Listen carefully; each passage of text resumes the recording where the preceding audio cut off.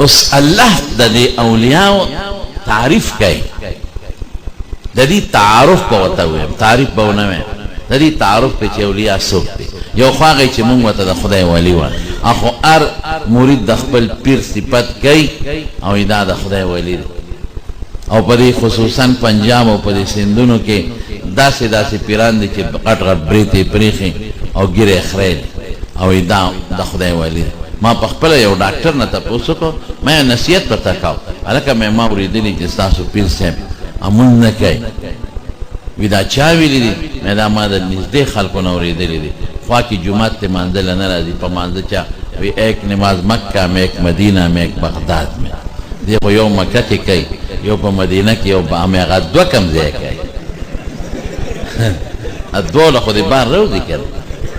مې هغه خو د خدای نیک بخته ګیره خرید سنت او خلاف یقین په خدای او کدار او دته نه وي. ما ته وی مولانا صاحب دا ټوله دنیا غته په دې لاس کې پرته ده، د قلاس. اوس مونږ خبرې کوو، هغه مونږ نه خبرېږي، مونږ ته پته ده چې دوی زما دا مرید کم ځای چا سره ونه. داسې خلک هم په دنیا کې شته. نو هر سړی خپل پیر ته رسېدلی وي دا رسېدلی دی. دویم چېرته د دې نه وروسته خدای خبر چې چاته رسېدلی مونږ نه کوي نو چاته ورسېد. نو الله مونږ ته د ولی تعارف کوي. اسوک دی الذین آمنوا وکانوا یتقون.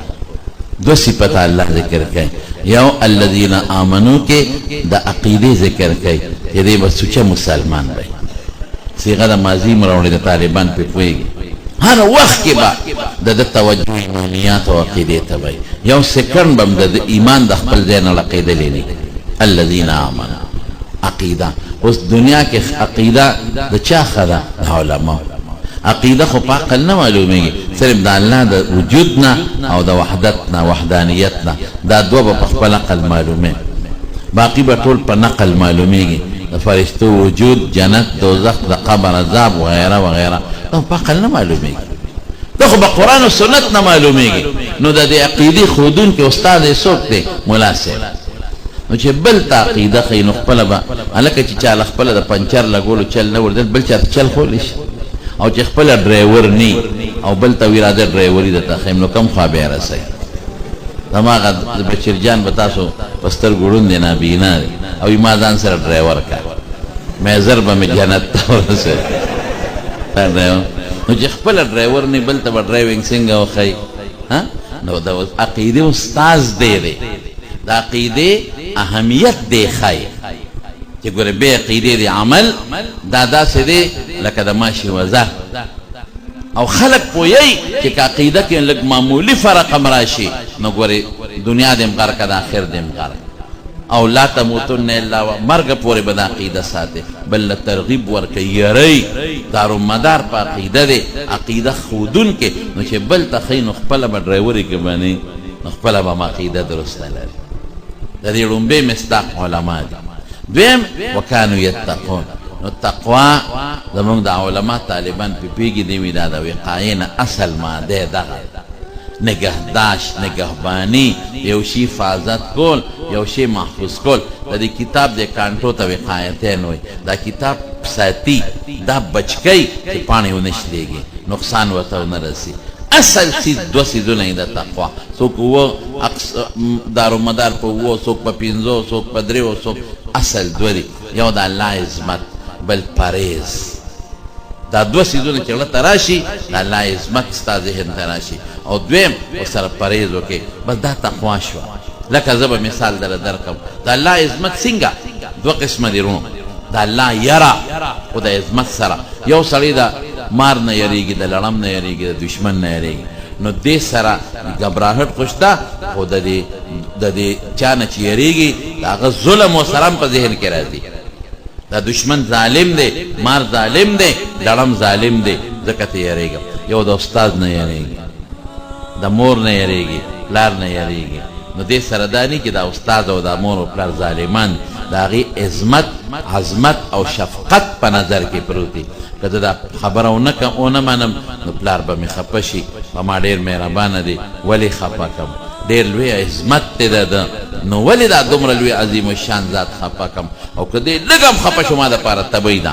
مور پلار د استاد نو د الله نه یره د الله دا به نه چې خدای ما رانیسي ظالم دی په ما ظلم کوي نه خفه به شي مهربانه ډېر دی شفقت ډېر لري عظمت د شان لوی لري پټې خفګان هم د خدای لوی دی نو چې کوم ځای کې یره راشي بیا خامخا سړی پرهیز کوي د شپې تا ډوډۍ خوړلې غوښه دې خوړلې او د شپې دې دړ شو او سا ډاکټر له لاړې څه دې خوړلې غوښه هغه چې وکتل لکه ستا کولمې ټیک نه دي معده دې به بېکاره ده ته به آینده لپاره غوښه سره کړې به نه ده ته د شپې بیا کور وانه ورته وي دا غوښه مې در سره کړې ده خو لرې کوي خدای دې بېخ وباسي بېګا خو د دې د لاسه مونږ ټوله شپه په خېټه کې ټکټر ګرځېدلی دی او ډزار او ټوله شپه م چغې بیا را باندې نه نه یاره به داسې چې ته طبیعت خراب و دا وخوره لکه مې دله پخ کړې ده یو دوه درې نوڼی پې وخورې بس بیا د شپې چغې دي او ښځې ته دړی دړی کندل دي تا ته خو ما وی چې مړ وړه که نه بیا په خېټه ده چې ډاکټر له لاړ شي ډاکټر به ورته څه وایي بیا دې څه خوړلي یعنې یو دوه درې بوټی مې خوړلی بیا چې ماله را نه شي چې پرهیز نه کوي اوس که ډاکټر د بلډ پریشر دارو درته ولیکي چې یو ګولی بس دروازې خورې او مالګه او غوړ به ورسره نه خورې او ته پرهیز کوې نو جوړ به شې خو که ته ګولی د ورځې دوه خورې اول طریقه مزېداره سره کړې خوړه مالګه دې مو خوړه غوړ رښتیا وایې فایده له در کوي نه نو د خدای هغه دل به ذهن ته را مخکې کړي نو پرهیز به خامخا کوي که هغه د ذهن کې نه پرهیز به نه کوي د الله عظمت د خدای لویي د خدای ګرفت دا بدن ته را مخکې کوي بیا به خامخا د ګناه نه پرهیز کوي ګناه دا زهر دی د روح لپاره پرهیز نو دا دوه څیزونه شو د الله عظمت لویي د الله شفقت او پرهیز د دې دوو څیزونو دارومدار په څه دی په خشیت الهي او اچا کې دی الله قرآن شریف کې فرمایي انما یخشى الله من عباده العلماء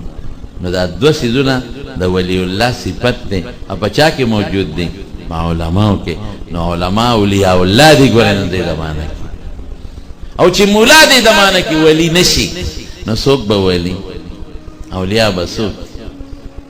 یو عابد نیک سړی په عبادت کوي ځان پورې باسي مولا څوک پورې باسي ټول مقتدیان پورې باسي چې د دوی عقیدې ښکلې شي اعمال یې ښه شي اخلاق یې نبوي شي چې دا ټول جنت ته لاړ شي زموږ زړونه خو تاسو سره وچاودل هر وخت په دې سوچ فکر کیو د جمعې تقریر که د جنازې او که د اختر وي او که چې د صلح کوشش د مولا صاحب دی چې دا خلک دیندار شي دا جنت والا جوړ شي دا د رسول الله مبارک په نقش قدم لاړ شي شیطان یې رانه ګډوډ نه کړي نو ورونو په خپلو بچو علم وکړئ عالمان جوړ کړئ اولیاء ته جوړول غواړئ نو علم پې وکړئ عالمان ته جوړ کړئ آپ حفظ پې وکړئ او قرآن پې زده کړئ یو واقع درته صرف مختصرا وایم زمونږ په دې دین په امامانو کې یو ډېر لوی شخصیت تېر شوی دی حضرت امام مالک رحمت الله علیه دته به امام دار الهجره وي لوی سړی نو د ده واقعات خو ډېر دي او ده به درس کو د حدیثو په مسجد نبوي کې په کوم ځای کې فی روضة من ریاض الجنه تاسو چې ریاض الجنه ورته وایئ هلته یو ستن ده اسطوانة السریر چې رسول الله مبارک به کوم ځای اعتکاف کو نو هلته به هغه خپل درس کو او دې چې به په کومه ګدۍ ناستو نو په هغې به د ده نه مخکې عبدالله بن مسعود رضی الله عنه ناست یو ځل د حدیثو درس ته ناست دی یو سړی راغی دې سړي راتلو سره د دې خلکو په اوږو قدمونه واغېشتل امام مالک صاحب له راغی دا خلک هم حیران دي چې خدای دا روغ دی که لیونی دی هلکه چې رالې شاته کښېنه که بیا چې راغی مالک صاحب ته وایي صاحب دا درس لږ بند کړه بیا وایي لږ را پاس سپین ګیري ملا دی عالم هغې پاسه وایي لږ را غاړه ورته رغاړه وایي صاحب لږ اجازت راکړه را تندی دې ښکلو نو امام مالک صاحب پوه شو چې دا تندی راله ده ښکل که نو دا درې عمله خو یې د لیونیانو خو دا عمل یې د مینې دی هلکه وایي دا یو څو غلطۍ دې وکړئ یو خو د خلکو په اوږو قدمونه راواغېشتل د ترمذي حدیث دی من تخطى رقاب الناس فقد اتخذ جسرا یا جسرا الى جهنم چې د خلکو په اوږو د قدم راواړو جهنم ته دې لاره جوړه کړه ولی یو خو د خپل کبر اظهار وکړه، کبر جنې شاته ولې نه کښېنې، بل مسلمان ته ضرر رسې. که څوک تقریر کوي هغه ته د ضرر ورسو، خلکو توجه دې ګڼه ونه کړه، مجلس کې انتشار دې جوړ کړه، دا ګناه ده. البته علماء څه آداب بیا ذکر کړي دي، خلکو مخکې ځای خالي پرېښی دی، نو آواز وکړه چې خدای مو بخښه لږ ځای کولاو نږدې شي او ځای پرېږدی. که بیا هم څوک دړقېده نو بیا خیر دی، ضرورت ته وجې نه مخکې راتلی شي، یا یو عالم راغی، یو مشر مقرر یا امام، هغه بیا خلق پای چې لار ورکړي نی راتلی شي. بهر کیف یو خو دې دا غلطي وکړه. دویم په مال د حدیثو درس بند که دا دې بله بې ادبي وکړه. زموږ علما چې د حدیثو درس شروع وي یا د تفسیر، نو هر څوک چې راشي دوی خپل درس به نه بندوي د چا دپاره. درېیم زه دې ځان ته راترغاڼه باسل مزه چل شوی، او څلورم درې په تندیخ ګل کړم. نو دا دا ولې دا غلطی دی وکړې؟ نو سړی ورته وي صاحب وي دا غلطی مې وکړه، خو د یو حرس ته لاس وی بیګا مې نبي کریم صلی الله علیه وسلم په خوب کې ولید، وی تاسو دلته جمعات کې درس کو، حضور پاک مبارک تشریف راوړ. وی راتلو سره تپوس وکړه چې مالک ابن یعنی امام مالک صاحب څه شو؟ وی چا وی صاحب هغه دې ناست دی او ستا په ګدۍ حدیثو درس کوي. وی اواز کوي ورته، وی تا ته چا وی چې رسول الله مبارک دې غواړي؟ وی ته راپاسې او تر د فرایضو دا ولیدې داسې رپېدل د یارې نه. وی رسول الله مبارک ځان ته رانږدې کړې، راترغاڼه یې باسلې او په دې تندیخ ګل کړې، او درته وایي چې مه یارېږه. ګوره حضور پاک ځان ته څوک راترغاڼه باسل؟ عالم ملا صاحب، نه سردار، نه نواب، نه کارخانه‌دار، نه ښکلی، نه بل که راترغاڼه باسي نو څوک ځان ته راترغاڼه باسي؟ ملا صاحب. ولې؟ هغه ته پته ده چې زما مشن خو دې سړي په لاس کې نیولی، د خدای ولی خدا دی، او زما مشن ده نیولی دی. ځکه رسول الله مبارک فرمایي ترکت فیکم امرین لن تدلوا ما تمسکتم. ترغیب ورکوي، دوه څیزونه مې درته پرېښي دي، یو د الله کتاب او بل سنت. دا لاس کې دا به څوک رسوي دا کتاب او سنت؟ دغه ملا صاحب. او الله قرآن شریف کې فرمایي یا ایها الرسول بلغ ما انزل الیک، چې کم قرآن درته زما د طرف نه راغلی دی ورسوه. دا ډیوټي د رسول الله مبارک نه پس چا په لاس کې اخیستې ده؟ ملا صاحب. هغه قرآن دی رسوي، د پیغمبر مبارک هغه حدیث دی رسوي. په قرآن بغیر د پیغمبر د حدیث نه پوهېدل خو ممکن ګرانه ده. یا وانزلنا الیک الذکر لتبین للناس ما نزل الیهم، رسول الله مبارک وضاحت کوي خلک پې پوهې. نو دا ډیوټي ملا صاحب په سر اخیستې ده، دې وجې نه ځان ته راترغاړه باسي ښکلی. وی صاحب چې راویښ شم ما وی خدای دغه سینې له به کله ځان رسوم چې بېګا رسول الله مبارک پورې خپله سینه ملګرې ده، او په دغه تندي به کله خپلې شونډې اکدم چې بېګا پې د رسول الله مبارک شونډې لګېدلې.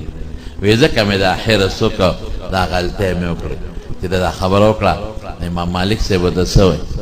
وی چې تا دا خبره وکړه زما هم وی واوره. وی چې کله د رسول الله مبارک د حدیثو په دغه مسند ناست یم او په دې ګدۍ، په ما داسې شپه نه ده تېره چې په دغه کیفیت مې د رسول الله مبارک سره ملاقات نه شي. د مانو علم ډېر لوی نعمت. علم څه شی دی؟ په لنډه پښتو کې هغه دغه تعریف ده، دغه درته نه وایم، د کتابونو د قرآن او د سنت پوهې ته وایي، د شریعت علم د قرآن او د سنت پوهې ته وایي، چې په قرآن پوه شي او د پیغمبر په سنتو پوه شي. نو مقصد د انسان خو همدقه د دې لپاره خدای پاک انسان رالېږلی. الله وایي الرحمن علم القرآن خلق الانسان علمه البیان. طالبان دلته به مونږ سوال کوي چې دلته خو الله وایي چې علم القرآن یې مخکې کړی دی او خلق الانسان یې رستو کړی. نو انسان خو پیدا مخکې رستو قرآن زده کوي، او دلته وی علم القرآن، قرآن یې وتوخو، او بیا وی خلق الانسان. نو د انسان تخلیق او پیدا کېدل خو مخکې دی، دا خو رستو نه دی، قرآن رستو زده کوي. دلته یې ولې د قرآن دا تعلیم مخکې کړه؟ نو علماء وجې وایي یو وجه ستاسو د پوهې دپاره اسانه دا ده چې مقصد د انسان د تخلیق نه او د انسان د پیدا کولو نه څه شی دی؟ د قرآن ښودنه او قرآن زده کول. د مارونو بچي عالمان دي، بچی حافظان کې ګوریات ساته موږ د سکول او د یونیورسيټي او د کالج د تعلیم نه هیڅ انکار نه وکړ موږ په خپل د سلو جمعه ته ویلي په بچو مې ویلي الحمدلله موږ وایو چې پرې د چې ډاکټران هم خدای پاک جوړ کی چې ډاکټر نه او زمې علاج نه کی نو زبا مون څنګه کوم روزه به څنګه نسم انجینیر تم زمون ضرورت دی انجینیر نه نو مال به بلډینګ او سړک څوک جوړای ساينسدان تم زمون ضرورت دی که چرته ساينسدانان د پاکستان نه او د اټم بم او د میزایل نه جوړ کړي او دا جزونه نه جوړ نن به انډیا مونږ یو کلب سره تیر کړي دا خو دغه ټیکنالوژي او د ساينس برکت دی چې بولو هندستان پوز راخ کا او خدای پاک زمون پاکستان نه او د پاکستان فوج له ایر فورس ته بل خصوص بره ورکړ نو ساينس هم منو ضرورت دی زراعت تم ضرورت دی زراعت چې نه نو بیا به په خوا په شان دی غنم او مغسلو 15 منه جرب کول دا خو د زراعت برکت جنن شل منه جرب کوي جوار ډیر شو دارنګ نور څه موږ دین انکار نه کړی مولا په دې مبدنامه وي وایو ډاکټر ته ضرورت انجینیر ته ضرورت ساينس ته ضرورت ټیکنالوژي ته ضرورت د ټولو ته د دنیا د نظام د زندګۍ د تیرولو د پاره ضرورت خو موږ وایو قران ته ضرورت شته د پیغمبر مبارک حدیث تم ضرورت شته دا مو سره دکې کوي موږ وایو چې ډاکټر به چې مسلمان ډاکټر چې 2 نمبر دارو د تنه لیک چې تا ته د الټراساوند ضرورت نه او بے ځای درته نه لیک چې تا د ایکسرې ضرورت او د لیبارټري نه او بے ځای ما یو دوست ډاکټر سپیشلیست دی ګوردو ډاکټر هغه سره الټراساوند ماشين په کلینیک کې پروت په خپل الټراساوند سره لکای ډاکټر میا اسد الله سره خپل کې نو ما وته ډاکټر صاحب خلکو چې ډاکټر لراشي نو ته الټراساوند اولي کې نو لار شي نو 400-500 روپے ته او ته خپل کې راغي پیس نه لې هغه ما ته مولوی صاحب د الټراساوند د چا د لپاره ضرورت ده خو ما ته اجازه لري چې د مریض حال معلوم کړ د دې خو مریض ته اجازه نشته ما ته اجازه ما چې پیس واغې د سمې واغسته چې د مریض مرض معلوم کړ چې دارو ته ولیکم نو مرض چې په کوم عالم معلومم اب ظالم کا به مریض ته ویم چې کاوه زه تا سټسکوپ کې بګونو کې ورکړي بلډ پريشر ماشين نو دی له ببل خالګم چې ورشه چې درې شو ګوري چې پیسته هغه پیسې ببل خو زما ضرورت ده ځان پویو نو ماشين باندې وکتل زکو نو الټراساوند زما ضرورت چې د مریض معلوم کما کړه د څه دارو ور دا مسلمان ډاکټر اور ته وی دارو ضرورت پني چې کینه په دماغ کې نه جیب ته ګوري جیب ډک دی وکنه اگر دلی ته وی سړی ګورا غریب د کمالدار ایو سړی غریب راغلی ډاکټر دارو لیکل بارې جړل ویول وای قوام خرڅ کړه په لیبارټری او په ډاکټر په پیسونو کې لاړو دارو به پساله مو چې مسلمان ډاکټر چې ډاکټر انجینیر دی مسلمانې دا نه دا کټاګان مټاګان چې نن په جیلونو کې پراته دي دومره مال خوړلې دی دومره کرپشن کړي دي او دومره خوړلې دی دومره خوړلې دي په دا تعلیم تندر ورده اوس په جیلونو کې پراته دي او په جیل کې وخت نه تیریږي ماشي خوري او تاسو چې که خیری د دینه پس میټرک کوي او اف سی کوي او بیا ام سی کوي بیا باغ سند وړه چولې به پکې ځان لاله اوس دې نشته نورسته وسه خلق مړ شو او تعلیم کوي دي تعلیم ما ته قسم دې خلک وي رجیم ام سی کړي تا او دغه نشتا سوته وي جاب نشتا دوا او کچې ته خدای نو کوي راځي جماش پالسم په ساينس کې په آرټس کې او ما دولسم او زه نشتا مې استاد نشتا چې د اشل کاله پس کوم راځي غي بسکه دغه سند وګرځي او اخره کې په کې چولو والا ته چولې په کې واچو بل خو به کې سنه کې علم کې علم چې خدای ډوړې ده مولیان جوړ شه ډوړې ده خدای په لاس کې ده رزق به خدای درکې مهربانیو کې په بچو علمو کې چې پر وړه مال شي اوه دا مولا سوي نمونږ اکثر د وړه د لاس نه جوړو خپکیږي وړه چې څومره ودانه مونږ خلاص کړه دا سو خوړه تور باټینګن که خدای د شکل پشان به قومه تور باټینګن ټیپر لاوان الوګان خويند کچالان غوخه ټوله مونږ خوړه بلوچستان ته تللی هلته به یې اواز وکړه د شا به دغه راوړی سپینه غوښه راوړی هغې د لم ته او د وازګې ته سپینه وه داسې یې خوري قسم په خدای چې بل شان یې مونږ ویل که مونږ نه خورو نه څه ټیپر مې پروړی سبزي وایي 400 نه راغلي په تا به مونږ سبزي خورو نو ټولې غوښې چرګان کبان دا ګورې مونږ خوړل زه اکثر دې مولیانو ته یم چې ډاکټر له لاړ شي سمل ورته وایه ډاکټر هم ستړی کا هغه د لکله سټسکوپ دی دی باندې دی او مولوي صاحب څه چل دی ولکه ایکس رې کوو دا کوو سم ورته ووایه چې بیګا مې شی ډېر خوړلی دی نه د ګوره حقیقت ویم مونږ ته 2 ځایه ډوډۍ تیار یو هلته 3 پروګرام او 3 واړه ډوډۍ تیاره ده یو ځای غرمه وخوړه 2 مته پرېښوده 2 مته پرېښوده او ته ورته دغه دی چې وادي 15 ورځې په 15 ګنټې ورته په دې لاره کې ولاړې چې زما به نمبر کله راځي ودونو کې داسې وي که نه و نمبر به کله راځي اخره کې روجې خلاصې دي دی ګورې که خوټکۍ ده نه سم په بچو علم وکړې چې خدای وله ډوډۍ ورکړي نو نه په ډوډۍ به ماړي کم ذات وي ملا چې علم وکړم ډوډۍ به د کم ځای نه وایي کم ذات چې خنزیر له روزي ورکوي نجس العین دی چې هر جزء دی له مردار دی او الله وایي چې کم ذات سپي له روزي ورکوي چې خدای قرآن او د پیغمبر حدیث ورته ناست دي هغه له به یې ورکوي که به یې نه ورکوي دا سوچ مه کوئ علم وکړئ په بچو حافظان یې جوړ کړئ روزي الله ته سپاره روزي د الله په لاس کې خدای روزي خدای سره ده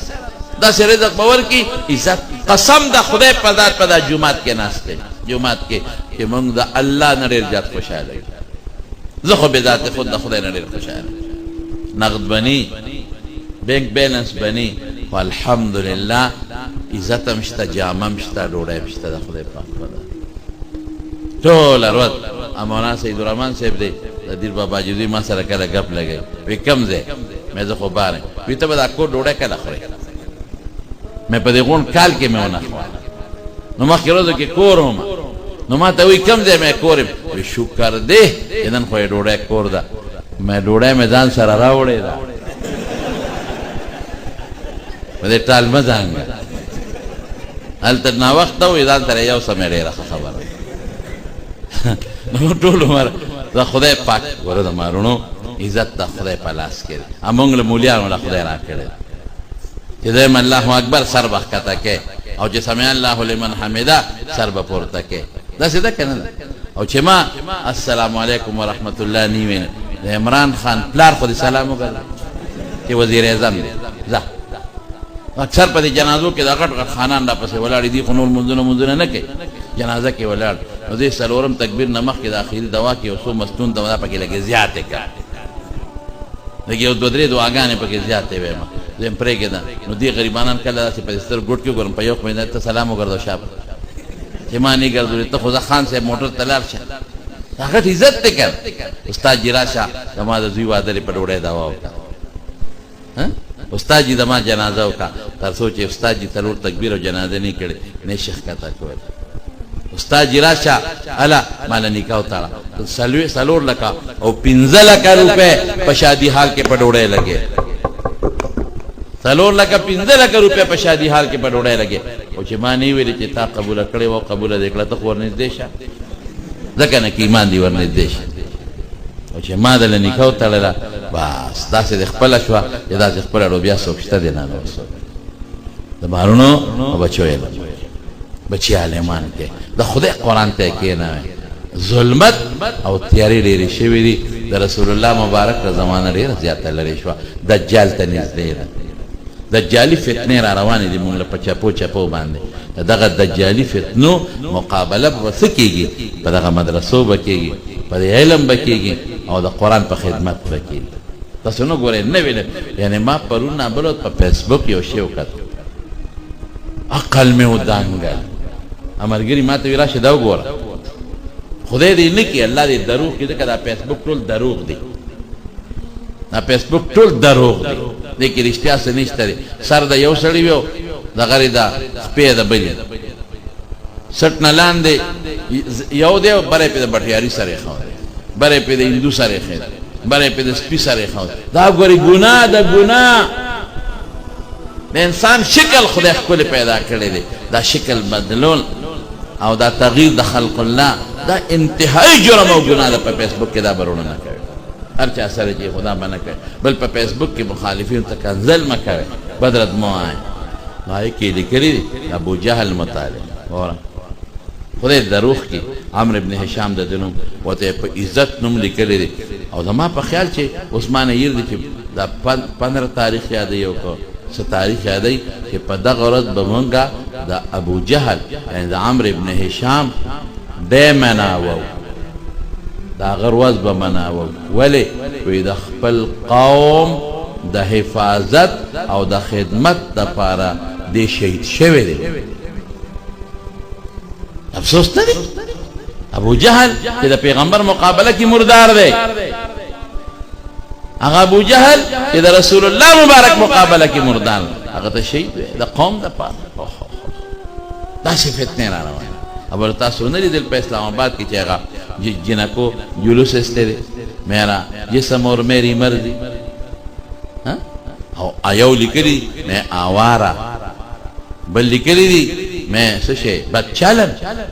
یعنی خلقو تا خیدہ اوی ترسو چی نکاوی